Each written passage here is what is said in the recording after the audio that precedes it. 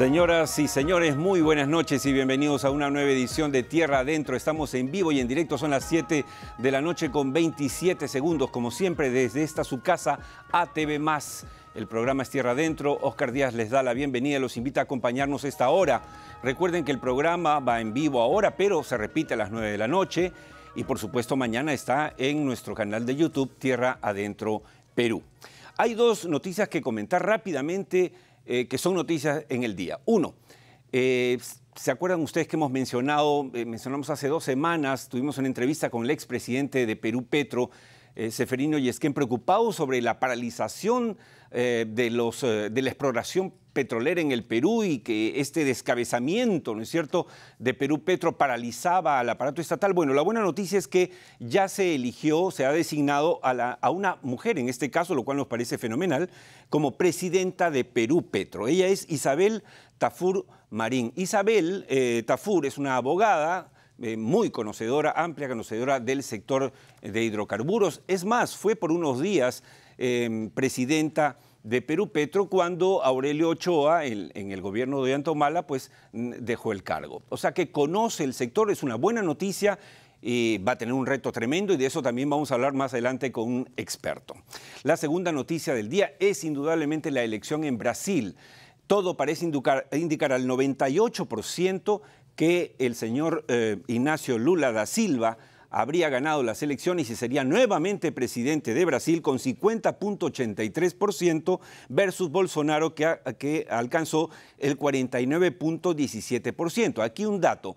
¿Saben ustedes cuántos votan más o menos en Brasil? 156 millones de personas más o menos. Por lo tanto, esta diferencia, que es poca, no son los 44.000 votos que hicieron que, ¿no es cierto?, que la señora Keiko Fujimori se fuera a la OEA y todo el mundo. No. Acá no puede haber protestas porque acá la diferencia es de 1,5 millones de votos por lo menos. O sea que es difícil prever o imaginar que un Bolsonaro vaya a cualquier instancia internacional o a simplemente negar los resultados electorales. De eso también vamos a hablar más adelante, pero obviamente con nuestro analista internacional, José González, desde Nueva York. Dicho esto, vamos a empezar con la entrevista central. La entrevista central llega, como siempre, gracias a Engie Energía Perú. Engie Energía Perú es una de las principales empresas de generación de energía eléctrica del país y actúa para acelerar la transición hacia una economía carbono neutral. Engie, 25 años generando la energía que acompaña al Perú. Bien, está con nosotros nuestro primer invitado, en este caso es primera invitada. Se trata de Rocío Silva Santisteban, excongresista de la República. Rocío, bienvenida al programa. ¿Qué tal, Oscar? Y gracias por aceptar la invitación. Encantada de estar acá. ¿Está usted retirada de la política? No. ¿Ha hecho una pausa? ¿Cuál es la situación, digamos, para ponernos al día? Bueno, yo estoy en política activa, de verdad. Tengo un grupo político que se llama el Comité Natayada, que formamos parte de un grupo que es la coordinadora de organizaciones de izquierda.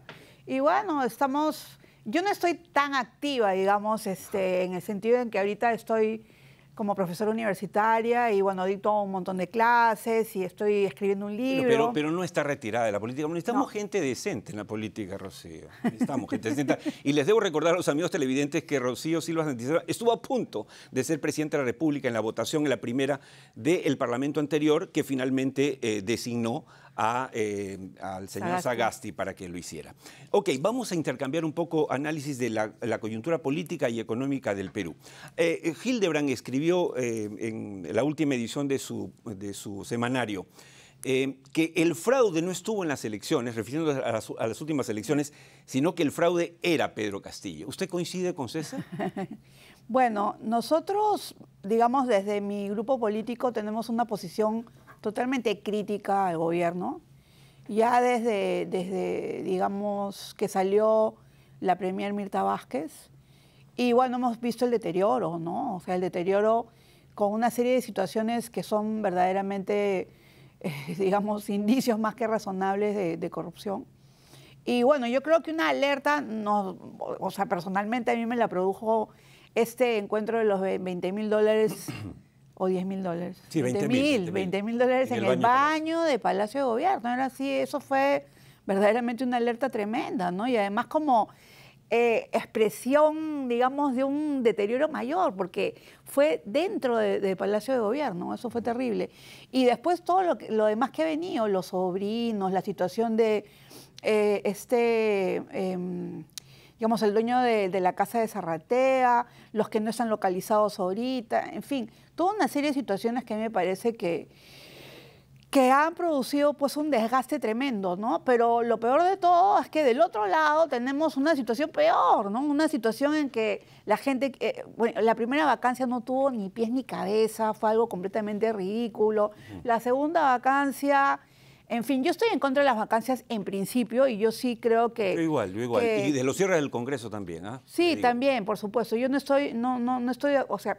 Todo lo que ha sucedido y lo que está sucediendo es parte de una crisis mucho mayor. Pero, ahora, ojo, todo lo que usted está describiendo, Rocío, a pesar de eso, todas las encuestas, todas, le dan un aproximadamente 25% de apoyo al presidente. Sí, o sea, sí. algo, no sé si usted leyó el artículo en La República de Jorge Bruce, que claro, no lo dijo tal cual, pero casi decía que había un sector que decía, bueno, los blancos, ¿no? Sin decirlo así, pues suena horrible, pero digamos, los de siempre ya robaron, ahora nos toca a nosotros. Es decir, ¿estamos en esa situación? Bueno, yo entendería lo siguiente. Yo creo que hay una serie de situaciones de oposición radicales y de indignación por diferentes temas. Uno es Provincias Lima.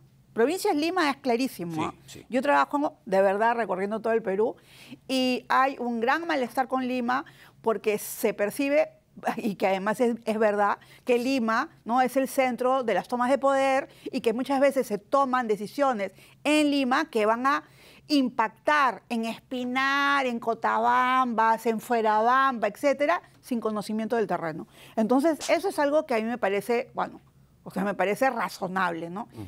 Pero después hay también esta idea, ¿no?, que hay varias ideas equívocas, ¿no? Otra idea es esta de, bueno, si todo el mundo roba, entonces que roben los nuestros. Exacto. ¿no? Entonces, ¿los nuestros quiénes son los nuestros? Los nuestros son los provincianos, lo que los nuestros son enseñarle a no izquierda, robar a nuestros... los otros, Dios mío. O sea, es que no, el tema no es que roben los nuestros, ¿no? O los nuestros por ser rateros son menos rateros. Claro. No, es que ahí no es el punto. Nosotros, lo que tú has dicho, necesitamos políticos que verdaderamente piensen en algo más allá de sus bolsillos. ¿Y saben qué cosa hay algo más de sus bolsillos? Es el prestigio del ser humano. No se dan cuenta que se van a morir como tantos otros han pasado, que se han muerto, y obviamente cuando moriremos no nos vamos a llevar nada, absolutamente. Sí, ni vale la pena mencionar algunas personas que efectivamente ya no están entre nosotros y que no se han podido llevar nada. Pero se entiende. Hildebrand también ha dicho, el almirante Montoya es el pasado que no sirve y Cerrón el futuro que nadie desea. Ambos están muertos y no lo saben. Podríamos agregar a este grupo de zombies, ahora en sintonía, digamos, con Halloween, a Verónica Mendoza, que no ha sido capaz siquiera de fundar un partido y registrarlo en el Jurado Nacional de Elecciones. ¿Se atrevería, Rocío, usted a ser clara en este sentido, en que ella es una frustración de la izquierda como lideresa? No, yo no creo que sea una frustración de la izquierda como lideresa. Yo creo que hemos pasado por diferentes situaciones y creo que tal vez no se ha evaluado determinados temas, ¿no? O sea, por ejemplo, un asunto que a mí me parece fundamental es ser muy claro. Y por eso, desde mi espacio político, nosotros y también otros grupos, etcétera, otras personas, nos parece bastante importante definirnos como de izquierda, ¿no? O sea, no cuando le preguntaban a Ollantumal, ¿usted es de izquierda o de derecha? Y le decía, yo soy de abajo. No. Nosotros tenemos una posición política, esa posición política es clara. Eso no significa que seamos... digamos, unos demonios, no. O sea, es otra situación. Pero por otro lado, sí tendríamos que tener en consideración cuáles han sido esos temas por los cuales Verónica no ha podido tener más votos, ¿no? O sea, por ejemplo, en las últimas elecciones, ¿no?, que Pedro Castillo realmente arrasó con los votos que podrían haber ido donde Verónica, ¿no? Y yo creo que ahí hay un componente machista, de todas maneras, ¿no? De verdad. Entonces habría que pensar y repensar. Ya, pero no hay machismo en el hecho de que no sea capaz de formar un partido. No, bueno, lo del partido... Hay un partido... montón de desconocidos de NN que tienen registrado su partido en el jurado y la señora Verónica Mendoza con 2 candidaturas presidenciales no puede inscribir. No, pero, o sea, eso a mí me preocupa, digo, Dios. Pero, Oscar, ojo, el no registro del Movimiento Nuevo Perú A mí me parece que ha sido por un exceso de burocratismo. Y eso que yo no formo parte de Nuevo Perú, y no solamente no formo parte de Nuevo Perú, sino que cuando la gente se fue de Nuevo Perú, yo me quedé en el Frente Amplio.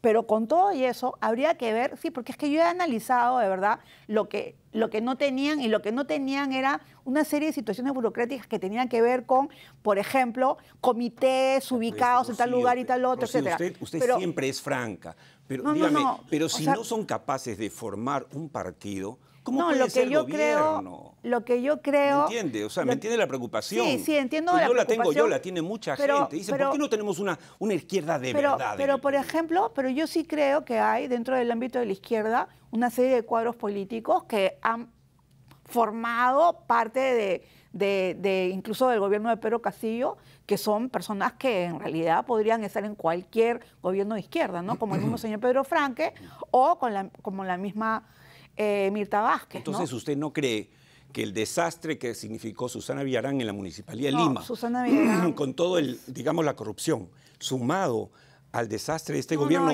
no son, digamos, la partida de función de la izquierda peruana? No la partida de función, porque no hay muerto en política, pero sí creo que, mira, lo de Sendero Luminoso, la situación de Susana Villarán y esta, digamos, falta de claridad, honestidad y de ejecución y gestión de parte de Pedro Castillo van a golpear tremendamente a la izquierda peruana, por supuesto que sí. Y conste que yo siempre he dicho que Pedro Castillo no es de izquierda, pero eso no importa porque la gente lo ve desde esta perspectiva de la izquierda. ¿Por qué digo que no es de izquierda? Yo sí creo que Pedro Castillo es un nacionalista popular, ¿no? Francamente nacionalista popular, progresista, ¿no? Tal vez progresista, pero una serie de decisiones que debió de tomar que son francamente, o sea, directamente, decisiones que podrían beneficiar a las grandes poblaciones de nuestro Perú, no la ha tomado. No es que no ha tomado alguna, no ha tomado ninguna. Dígame usted, yo me río, el otro día conversaba el domingo pasado aquí en este mismo estudio con Jaime Althaus y le decía, Jaime, dime por favor, ¿dónde está el gobierno comunista que demanda a tanta gente o que denuncia a tanta gente? Yo no lo veo. ¿Dónde están las medidas comunistas? Pues, medidas comunistas. ¿Dónde están las confiscaciones? No está. Yo no soy castillista, yo no he votado por Castillo, pero, o sea, creo que el periodismo serio tiene que decir las cosas como son. Y claro, aquí esos maniqueísmos no son buenos. No, por supuesto. O sea, a mí me parece que estamos en un momento de entropía política y de verdad que ahora en la mañana, justo precisamente para este programa, estaba pensando en qué momento, no voy a decir se jodió el Perú, la frase vargasllosiana, sino qué pasó, ¿no? ¿En qué momento? Y ¿sabes qué? 1990, la elección entre Vargas Llosa y Alberto Fujimori, y la gente se lanzó a votar por Fujimori, porque Fujimori era el desconocido. Comenzamos con los desconocidos, con la esperanza atacando de además a los partidos tradicionales, que yo en esa época recuerdo que estaba rodeado en un evento importante de periodistas, después del autogolpe dije, señores, ¿y ahora qué hacemos? Y todos me decían, a celebrar. Pero le digo, ¿no se dan cuenta que lo que viene ahora, después de este autogolpe, periodistas muy destacados, no voy a decir sus nombres, amigos que siguen vigentes? Dije, ¿pero no se da cuenta que esto lo que viene es corrupción y viene persecución a la prensa? No, por supuesto terminaron perseguidos todos. O sea, no nos damos cuenta que la historia no es para contar fechas, es para entender los fenómenos sociales. Y lo que ha pasado también en nuestro Perú, en nuestro querido país, es que el proceso de transición del año 2000 no ha sido un proceso feliz, pues. ¿Por qué? Porque no hemos procesado en debate de ideas y en debates públicos lo que sucedió en los años 80 y 90. Y ahí me da culpa de todos, de la derecha, de la izquierda, de los militares, de los no militares, del movimiento de derechos humanos, del movimiento de activistas, etcétera, etcétera. Eso es algo que no hemos procesado de la mejor manera. Y también otra cosa es que se querido cancelar.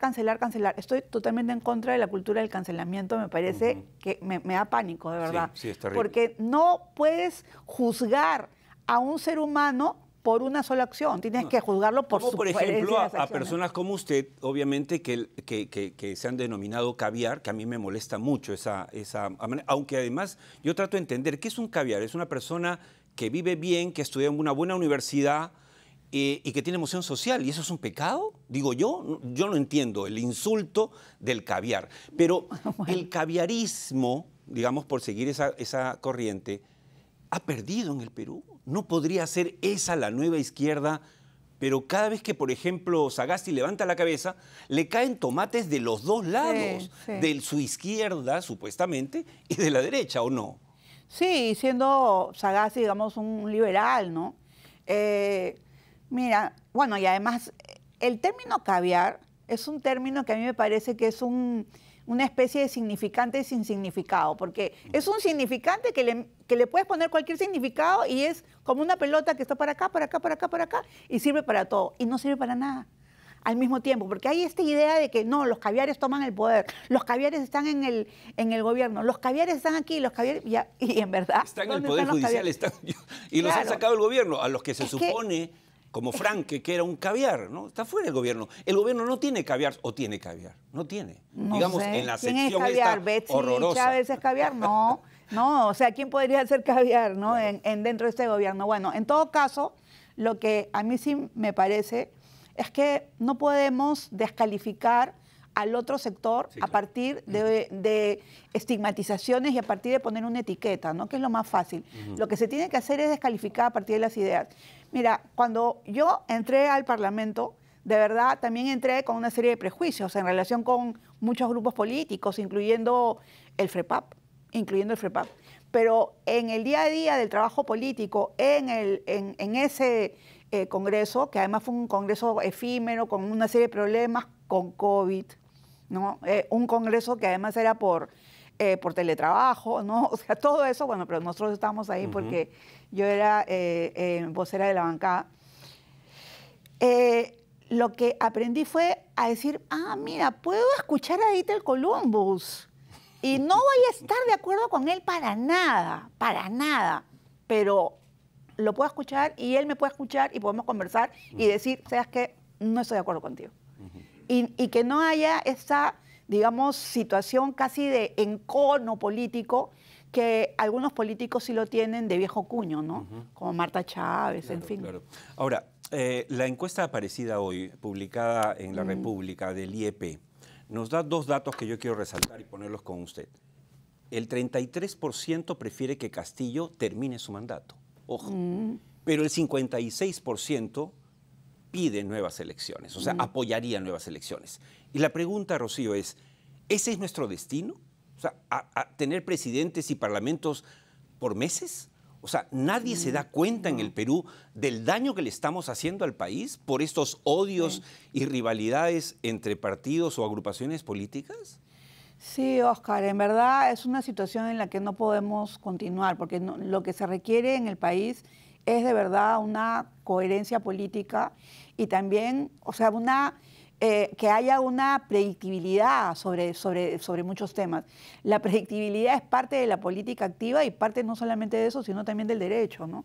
Entonces, lo que nosotros tenemos que intentar y que lograr y que tratar por todos los medios es de cambiar las reglas del juego. Ahora, ¿qué implica cambiar las reglas del juego? Va a ser bien difícil y es bien profundo. En estos momentos, ni el Poder Ejecutivo se quiere ir, ni el Poder Legislativo se quiere ir. No se quieren ir. Lo que quieren es uno que se vaya del otro, ¿no es cierto? No, y además la cosa ha empeorado porque, como muestra la caricatura que hemos puesto hace un momento de Carlín, los cuatro poderes están luchando entre todos. Ahora que se quieren bajar a la presidenta la presidenta del Poder Judicial dice que no quiero presiones de la Fiscalía de la Nación, la Fiscalía de la Nación demanda al presidente, el tribunal dice, no, esto no es mío, es tu problema, Congreso, es decir, ¿dónde estamos? Estamos entrando a un momento, en verdad, de crisis mucho más profunda. Por eso lo que digo es, tenemos que ver cuál es el origen de la crisis, hacer una evaluación y no pensar que esto se debe solamente a este Congreso o al señor Montoya o al señor Castillo o no sé, o a alguno de los que están en este gabinete en la sombra. No es eso. Es algo muchísimo más profundo y tiene que ver con nosotros también. Claro, y Rocío, lo que el Perú también exige es una izquierda, una mejor izquierda, ¿no? Una izquierda que no se quede en la bandera de cambiar la Constitución, que ya sabemos que, miren lo que le pasó a Chile, o sea, que esta Constitución, ojo, le cuento, yo he sido perseguido por el régimen de Fujimori. Yo bueno, me presionaron, intervinieron mis teléfonos, quisieron embargar mi casa, O sea, cariño no les tengo, pero eso no me nubla la razón. No puedo ir persiguiendo al fujimorismo por todo lo que hace. Y esa Constitución es tan buena que permite ser cambiada parcial y totalmente. Y ustedes, lamentablemente, siguen en el discurso de quiero cambiar la Constitución, que no sirve para nada, en realidad. No, pero yo ahí sí siento contigo, Oscar, porque yo sí creo que precisamente para que se dé un cambio más profundo, no solo a nivel político, sino a nivel también económico, cultural y social, sí se requiere hacer un cambio de la Constitución, pero no por cambiarla nada más, ¿no? O sea, lo que a mí me parece que es grave es que muchos compañeros de mi línea política dicen, sí, cambiemos ya. Entonces yo pregunto, ¿y cambiamos para qué? ¿Qué quieres cambiar? ¿Qué quieres cambiar? ¿El artículo 1, el capítulo económico, el capítulo sobre derechos laborales? ¿Qué quieres cambiar? Y dicen cosas como, bueno, que el derecho al agua sea universal. Bueno, sí está. Que el derecho a la educación ya está, a la salud ya está. O sea, sí, pero no solo eso. Por decreto ejemplo, no se cambia la historia. No, pero yo sí creo que tiene que haber un cambio profundo y fuerte. Mira, a mí en términos generales la propuesta de Constitución chilena me pareció muy buena porque era muy adelantada, pero muy desorganizada. Tenía muchísimos capítulos, tú encontrabas una cosa aquí, debería estar en el otro capítulo, etcétera. Pero bueno, eso en verdad es técnica constitucional, se soluciona con los constitucionalistas. Lo que no se soluciona y lo que se debe solucionar es pensar en que necesitamos un nuevo pacto social. Y yo sí creo que necesitamos un nuevo pacto social. Cambiar las reglas de juego y pensar y que todos los peruanos es que el pacto social no pasa por una nueva constitución, sino por nuevos liderazgos. No, pero lo que sucede es que, por ejemplo, ¿qué plantearía yo en una nueva constitución? Que lo planteaban los chilenos, ¿ah? Que el sujeto del derecho, es una discusión un poco académica, pero que el sujeto del derecho sea plural, no sea un único sujeto. ¿Para qué? Para que nosotras las mujeres, los indígenas, etcétera, estén incorporados en ese sujeto. Y otro tema buenazo de esa Constitución era el tema de los derechos de la naturaleza. Súper importante, muy importante, porque estamos en este momento, otra cosa que nos debería de importar como izquierda, estamos al borde de la crisis de la humanidad, por Dios, de la humanidad. O sea, tenemos que pensar en sobrevivir todos en conjunto, no nosotros, sino nuestros nietos. Y en eso no estamos pensando. Y el tema del cambio climático es un tema fundamental en un país como el nuestro, que es un país altamente biodiverso, así es. Con la Amazonía maravillosa. Y con un potencial increíble para desarrollar. Nos ha ganado el tiempo, Rocío. Creo que hemos hablado de varias cosas que me parecía interesante tocar con usted. Yo rescato siempre, en el caso suyo y de otras personas como Mirta Vázquez, etcétera, aunque me odien mis amigos de la derecha, que hay que rescatar una izquierda decente. Mire, si empezamos en la derecha y en la izquierda por hablar de estas posiciones maricadas, pero que el público va a entender, si encontramos gente por lo menos que para empezar sea decente, ya hemos dado un paso.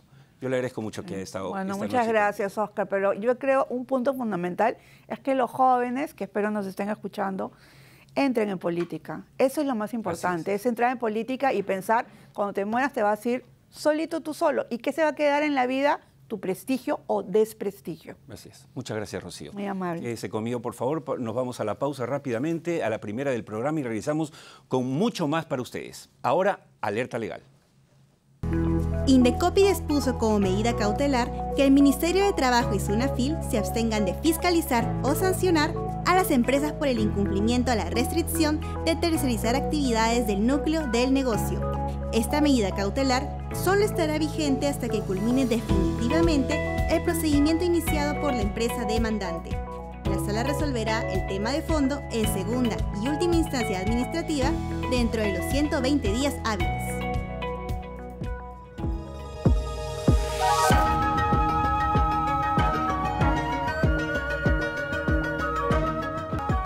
Bien, amigos, entramos de inmediato a la segunda parte del programa. Está conmigo Alexis Juárez. Él junto a Eduardo Saucedo vienen recorriendo desde hace 8 meses el Perú desde adentro, justamente para traernos reportajes de distintas zonas de nuestro país. ¿Qué nos traen hoy, Alexis? Así es, esta vez tenemos un reportaje hecho en la selva. En la selva. Una historia de un emprendimiento que ha cambiado la vida para muchos compatriotas en esta zona del país. Y la verdad que hemos quedado sumamente sorprendidos. Estupendo. Bueno, como ven, es de verdad, existe. Así es. Vamos a ver ese reportaje y luego lo comentamos.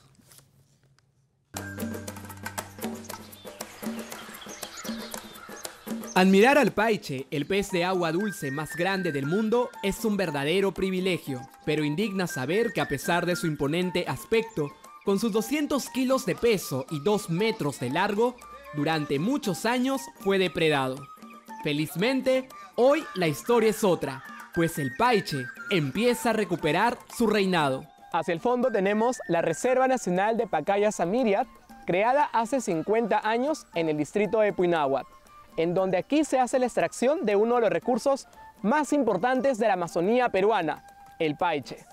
La pesca responsable del paiche en esta área natural protegida de la selva se convirtió en una gran oportunidad de desarrollo para cientos de pescadores artesanales. Sin embargo, el no contar con una adecuada cadena de frío hacía muy difícil conservar, procesar y sobre todo comercializar la carne del pez, cuyo alto contenido en omegas es muy valorado. Desde la Amazonía peruana, tierra adentro llega a Bretaña, ubicado a 9 horas de la ciudad de Iquitos, en la región Loreto, para conocer un proyecto sobre la innovación pesquera que te asombrará. Bretaña nos recibe con un imponente sol. Aquí, la cadena de frío del paiche es una realidad, gracias a la primera planta de hielo ubicada en esta localidad del distrito de Puinahuat, en la provincia de Requena. Siempre, todos los años anteriores, hemos tenido varias dificultades en cuestión de una planta de hielo. Francamente, el hielo siempre se compraba de Iquitos, nos salía muy caro, a veces no llegaba el momento que el Ministerio de Pesquería nos decía tal fecha tienen que hacer su pesca y no llegaba el hielo. Un terrible fracaso más antes. Esta iniciativa, impulsada por un trabajo articulado entre distintas organizaciones y apoyada decididamente por la empresa Petrotal, que opera en la zona, beneficia directamente a 80 pescadores de la Organización Social de Pescadores y Procesadores Artesanales e indirectamente a más de 350 familias del distrito.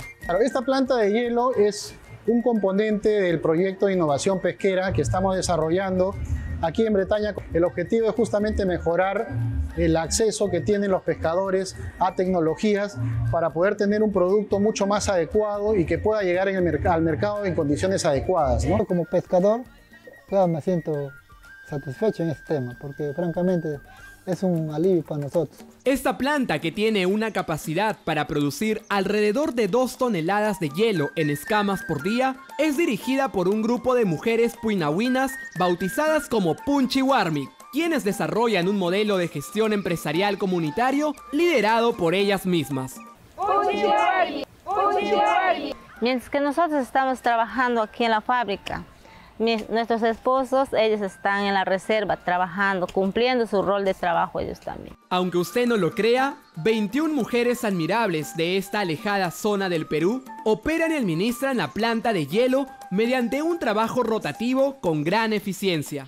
A los 41 años de edad nunca me imaginé trabajar en una planta hielera. Las mujeres del Puinahuat sí podemos lograr un sueño y seguir trabajando para lograr más trabajo. Ahora, en el tema de formalización es un tema importante y un componente también de este proyecto, ¿no? Tanto para el proceso de pesca, pero también a través de la planta, ¿no? La planta, las señoras que pertenecen a esta organización han sido capacitadas por el proyecto para este proceso de formalización y también para la gestión de este negocio.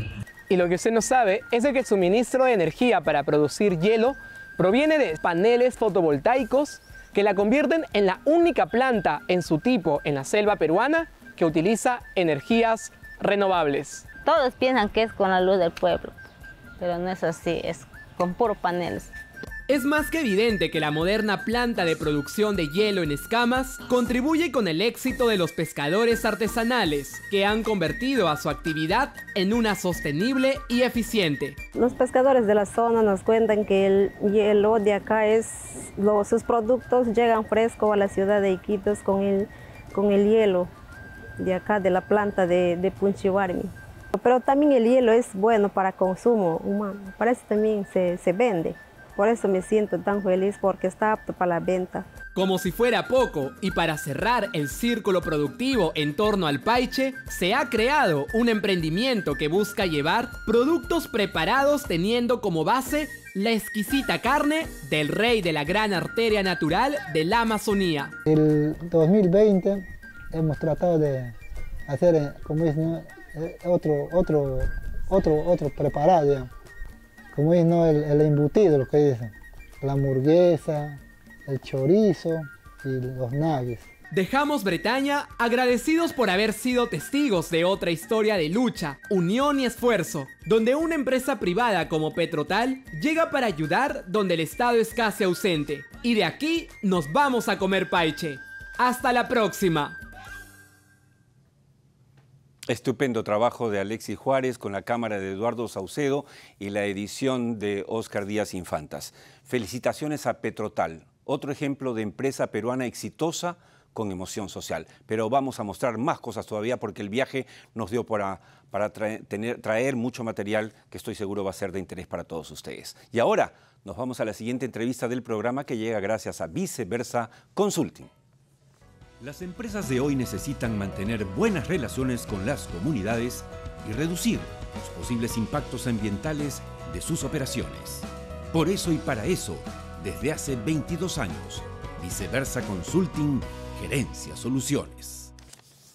Bien, nuestro entrevistado ahora es el ingeniero César Butrón, presidente del COES. Bienvenido al programa, César. Buenas noches, Óscar, encantado. El COES tiene como misión el gestionar el sistema eléctrico interconectado nacional, para que los amigos televidentes lo sepan, con transparencia, imparcialidad y excelencia, y proponer planes para su desarrollo a fin de garantizar sosteniblemente la seguridad y calidad de suministro de electricidad al país de la manera más económica posible.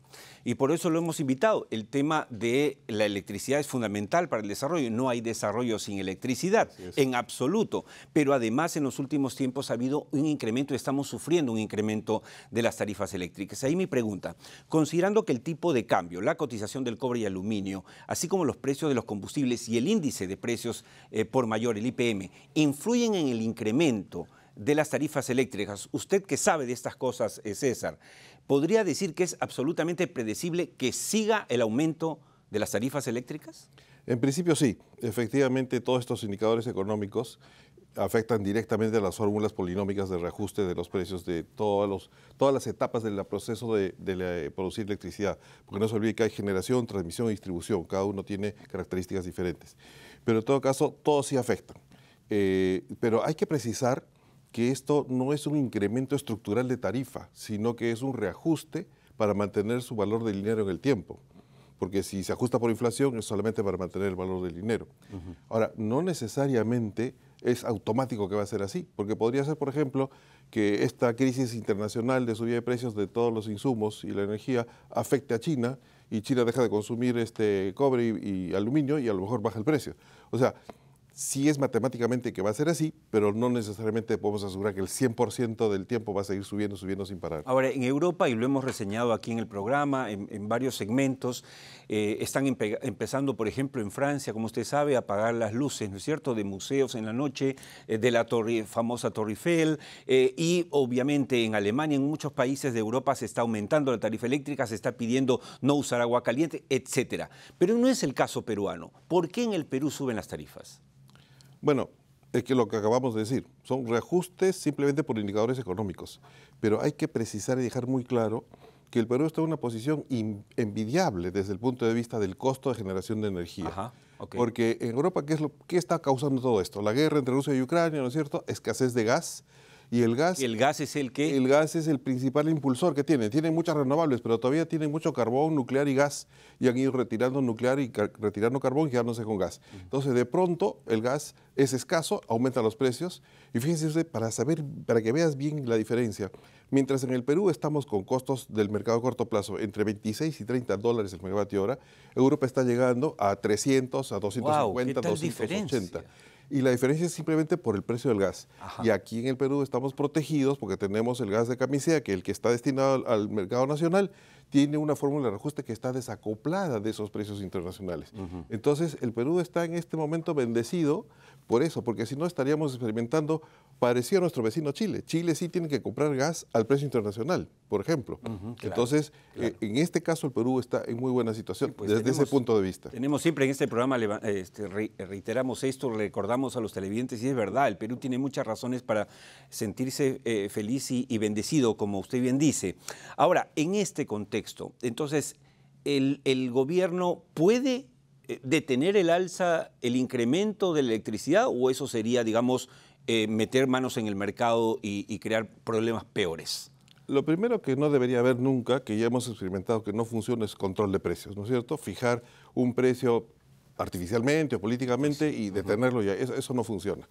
El gobierno lo que puede hacer, y lo ha hecho, en el caso del sector de electricidad, ha hecho algo bastante bien, que es utilizar un subsidio que es focalizado y lo ha incrementado. El FOSE, que es el subsidio a los usuarios que consumen menos de cierta cantidad de kilovatios hora al mes. Y ahora beneficiaría a 1,5 millones. Va a beneficiar a más gente, porque antes solo abarcaba hasta los que consumían máximo 100 kilovatios hora al mes, ahora va a abarcar hasta los que consumen 140. Ajá. O sea, va a aumentar. Y además va a hacer participar a los usuarios libres, a las grandes empresas que antes no aportaban al FOSE. O sea que la gente con menos recursos está de alguna manera protegida. Exactamente. Los que tenemos una mejor situación sí tendremos que pagar más. Es que esa es la idea fundamental de un subsidio focalizado, ¿no es cierto? Mal sería que nos subsidie a todos, porque nosotros no necesitamos el subsidio. Y es más, nosotros los que tenemos capacidades, tenemos los recursos, deberíamos sentir lo que se llama la señal de escasez. La señal de escasez es muy buena porque obliga a ser más eficiente, a ahorrar, etcétera, etcétera. Entonces, ese subsidio está muy bien pensado y a diferencia, por ejemplo, del subsidio del GLP, que es masivo para todo el mundo. Yo recibo subsidio del GLP, no es justo que yo reciba subsidio del GLP. Tomando en cuenta que las centrales hidroeléctricas que hoy tenemos y los proyectos como Sangabán, siempre confundo, tres. De Hidroglobal, ¿podemos afirmar que contamos con seguridad energética, que es un tema recurrente y que ustedes siempre están poniendo sobre la mesa? A ver, la respuesta tiene dos partes. Existen proyectos, voy a hablar coloquialmente, a montones. Nosotros tenemos registrado en el COES lo que se llama estudios de preoperatividad, que es el primer paso para cualquier generador que quiera conectarse al sistema. Tenemos registrados estudios por 23.000 megavatios. ¿Y sabe cuánto es la máxima demanda del Perú en este momento? 7.300. ¿No? Entonces, de que hay recursos, de que hay inversionistas que están interesados en desarrollar, que hay proyectos identificados que ya están haciendo estudios, hay bastante, de sobra. Entonces, desde ese punto de vista, sí tenemos con qué tener seguridad energética. Ahora, lo que falta es cómo se van a desarrollar esos negocios. Sí, claro. ¿Cómo se va a hacer para que ellos consigan financiar esos proyectos? Lo normal es que van a los bancos y los bancos le piden, bueno, tráeme el contrato a largo plazo que te dice que te van a comprar el proyecto. Entonces, eso se tiene que resolver, ¿no es cierto? Y por supuesto, si hay tanta capacidad de generación identificada, también lo que necesitamos es generar más demanda para todos esos proyectos. Y lo que no se ve a futuro es mucha demanda. La verdad es que la información que nosotros recibimos se reduce, de los siguientes 10 años, nuestro crecimiento va a ser el que se llama crecimiento vegetativo, que nos está saliendo 3%. No el que tuvimos en los últimos 20 años. Por supuesto que no, llegamos a 8%, a 6%, y eso era crecer, ¿no? Con 3% sí se va a necesitar nueva generación, y ahí están todos esos proyectos. Crecimiento impulsado en buena parte por el sector minero, ciertamente. Por supuesto. El gran demandante de energía. El gran demandante de energía intensivo, de la minería, está la agroindustria, está los cementos, todo eso. En general, proyectos de inversión productivos, ¿no es cierto? Eso todo ha desaparecido del mapa en los siguientes años. No recibimos información. ¿Ha desaparecido por culpa de este gobierno? ¿Ha desaparecido en los últimos años, César? Bien, me haces la pregunta bien difícil, pero sí, porque ahora tampoco es que todos los problemas aparecieron en el último año, ¿no es cierto? Ya empezaron a desaparecer con diferentes sucesos que ha habido en el Perú desde el tema de Conga, ¿no es cierto? Con la decisión de retroceder en Conga, empezaron a muchos inversionistas a mirar con más cuidado al Perú. Claro. La paralización en Cuajón. Luego, Tía María, la decisión de Tía María terminó de ser fatal para esto. Y ahora, con los últimos anuncios y cosas, este proceso está cada vez más desapareciendo las posibilidades de inversión, la gente interesada en invertir. Bueno, yo creo que el punto último que hemos tocado es muy importante. Es decir, si queremos medir un poco si el Perú está deteniéndose o no, aquí tenemos un termómetro, y es si hay o no demanda de electricidad. Exactamente. Y entonces lo que nos está diciendo el presidente de COES en Tierra Adentro es que no ven ese crecimiento que veíamos antes. Exactamente. Se está ralentizando la demanda de electricidad en el Perú y eso preocupa. Sí, solo una cosita más que había mencionado centrales hidroeléctricas, etcétera, pero vale la pena que conozca la gente que de todos esos 23.000 megavatios de proyectos, son 10.000 de proyectos solares y 8.000 de proyectos eólicos. O sea, para quien esté diciendo no hay interés o el COE se opone, no es cierto. Eso es donde más interés está. De acuerdo. Muchas gracias, César. Muchas gracias. Mucho gusto. Por estar con nosotros. Quédese conmigo, nos vamos a la pausa, a la segunda y última del programa, con un dato de volver al futuro sobre el Alzheimer que se viene. ¿Sabe usted que puede triplicarse? Sí. ¿Para cuándo? Bueno, aquí lo vemos de inmediato. Y volvemos enseguida con una entrevista del cierre.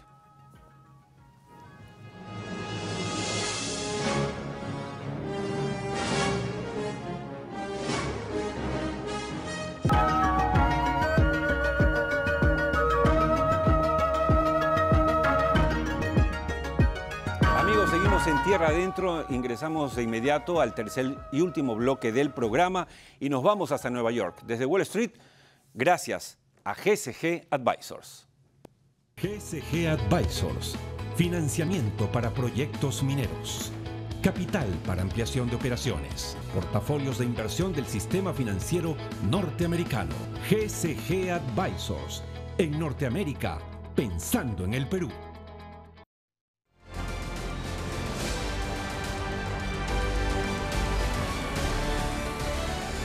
Y ya estamos conectados con José González desde Nueva York. Él es Managing Partner de GCG Advisors. Dos temas propuestos de inmediato, José. El primero, decimos samba o bossa nova, que va a empezar a bailar Brasil. Ha ganado, todo parece indicar, Lula por más de 1,5 millones de votos de diferencia. ¿Qué se viene para Brasil y qué se viene para el continente?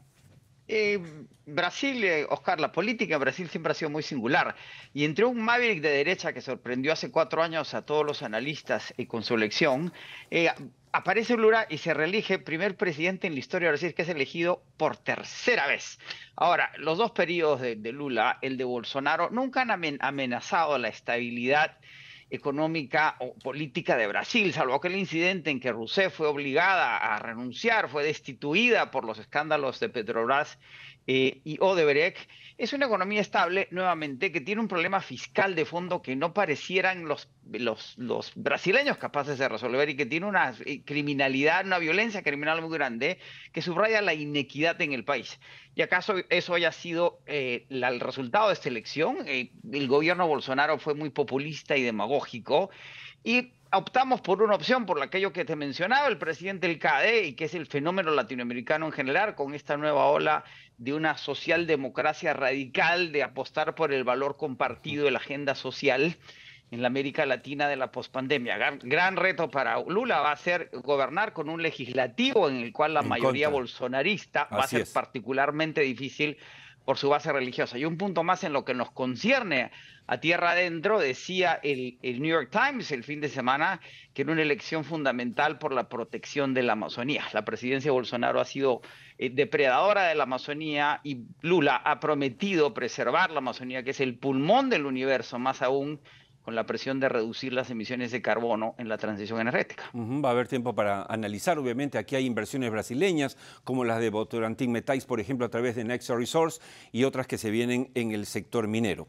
Pasemos al siguiente punto, que tiene que ver con la noticia de la semana pasada, pero que es vigente. El nuevo primer ministro de Reino Unido, que reemplaza a la breve Elizabeth Truss, se llama Rishi Sunak. ¿No es cierto? Ya sabemos que es el primer ministro más joven en los últimos 200 años, el primero de origen indio, o sea, que representa una minoría étnica y, digamos, multimillonario. Por lo que sabemos, tiene un patrimonio conyugal superior a los 830 millones de dólares sobre los 420 que tiene, por ejemplo, el rey Carlos. ¿Qué significa la llegada de Sunak al premierato en Inglaterra? ¿Qué significa para Europa, para Inglaterra, Europa y para el mundo?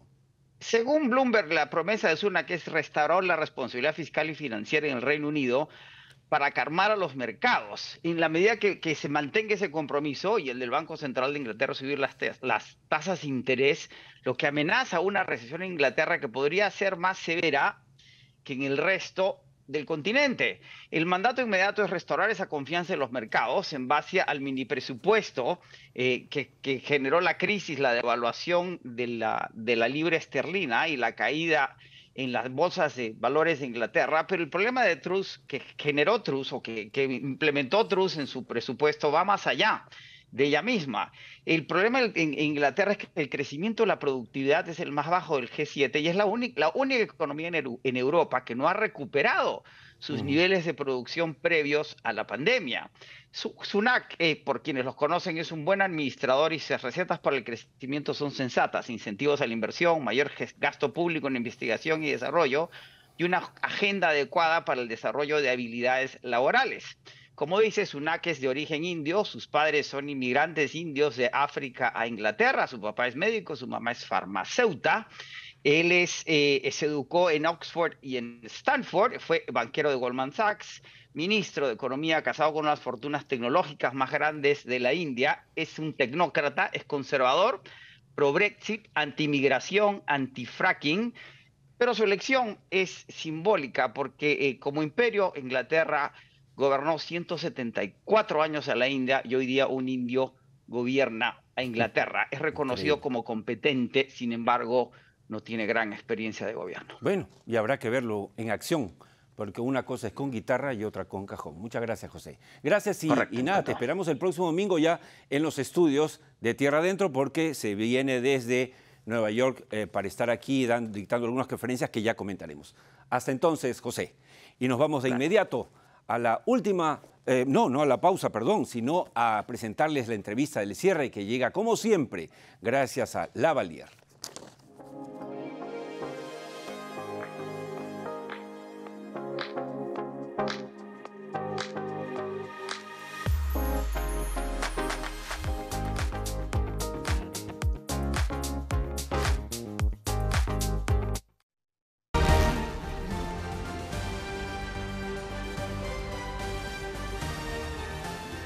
Bien, está con nosotros nuestro invitado en la entrevista del cierre, que es el destacado economista experto en asuntos petroleros, Carlos González. Buenas noches y bienvenido, Carlos. Hola, Oscar, ¿cómo estás? Y gracias por la invitación. Creo que hay una buena noticia en la designación de Isabel Tafur como presidenta de Perú Petro, pero tú que conoces el sector, ¿qué es lo que va a encontrar en el escenario petrolero nacional? Bueno, Isabel estuvo en Perú Petro hasta el 2015. Fue gerenta general de Perú Petro. Y evidentemente va a encontrar un Perú Petro diferente al que dejó. El primer gran reto que va a enfrentar va a ser reconstruir Perú Petro. Porque en los últimos años Perú Petro ha perdido mucho capital humano de primer nivel, no lo ha podido retener en algunos casos y en otros casos se ha desvinculado, digamos, equivocadamente de muchos profesionales de muy buen nivel. Ese es el primer gran reto. Y va a encontrar una situación de la industria petrolera peruana en crisis. Entonces tenemos ahora...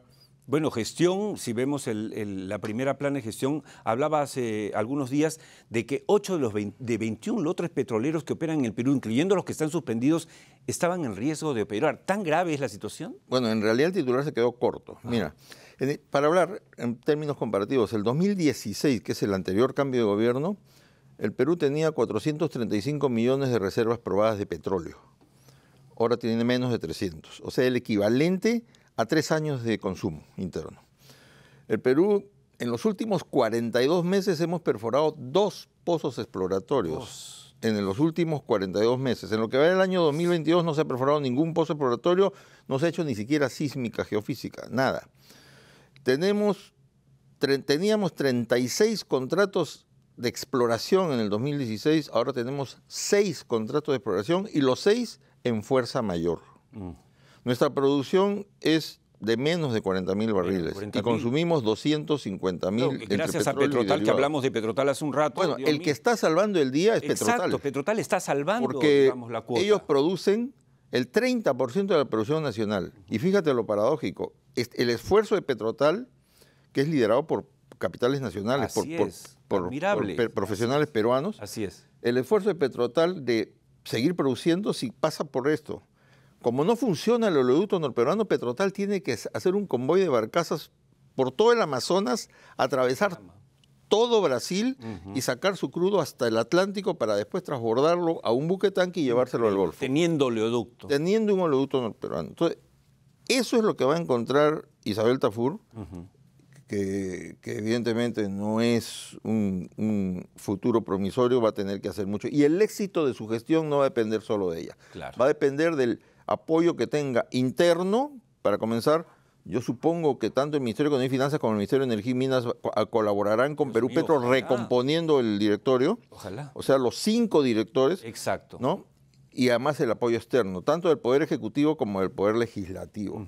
Porque si no se hace eso, evidentemente que no va a tener éxito la gestión, por más que pongas al mejor en Perú Petro. Ahora, hemos conversado en otras ocasiones contigo, en otros programas también, sobre la seriedad de esta situación y cómo estamos perdiendo la oportunidad tremenda en el Perú, ¿no es cierto? Solo para que el público entienda, mientras Perú está produciendo hoy menos de 40.000 barriles, Ecuador ya está en 500.000, Ecuador está en 500.000, Colombia supera el 1.000.000, ¿no es cierto? Venezuela, bueno, cayó a 700 y pico mil, pero está en alza.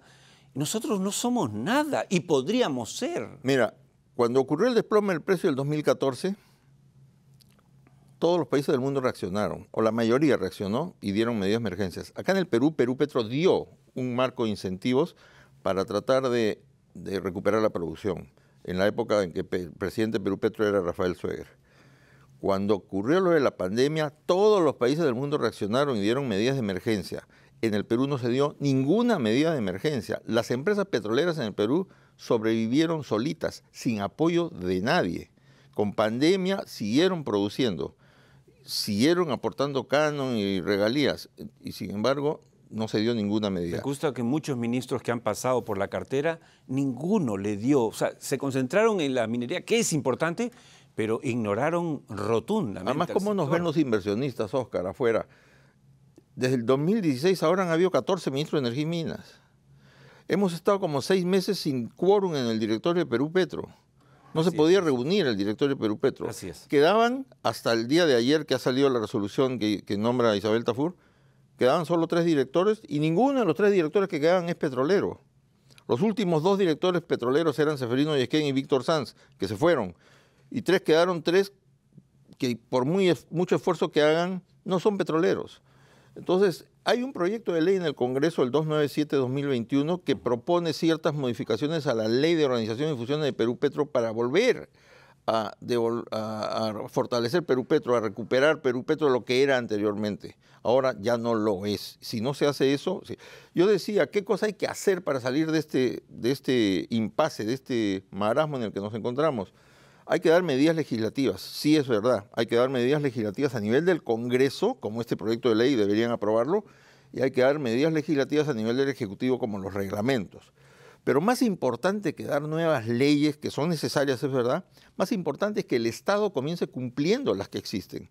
Por ejemplo, el artículo 4 de la Ley Orgánica de Hidrocarburos dice que toda norma legal que den otros sectores relacionados con hidrocarburos deben contar con el visto bueno del Ministerio de Energía y Minas. Hace unas semanas salió un decreto supremo que reconoce a unas comunidades de no contactados o de aislamiento voluntario como paso previo a la creación de una área, de una zona, de una, ¿cómo le llaman?